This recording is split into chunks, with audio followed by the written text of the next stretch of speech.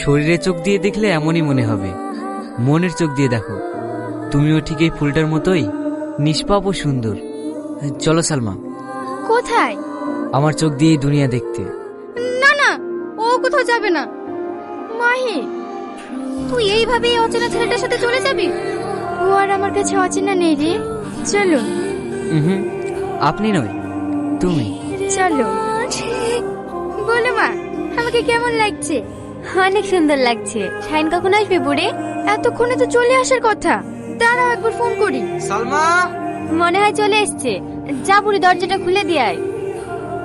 তুমি এসছো কেন? বাড়িতে অন্য কেউ নাই? ও কিছু হবে না, এসো।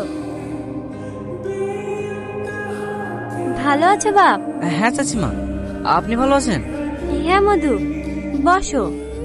তুমি হয়তো আমাদের ব্যাপারে সবই জানো বাপ। বুড়ি ছোট থাকতে বুড়ির আব্বু মারা গেছে।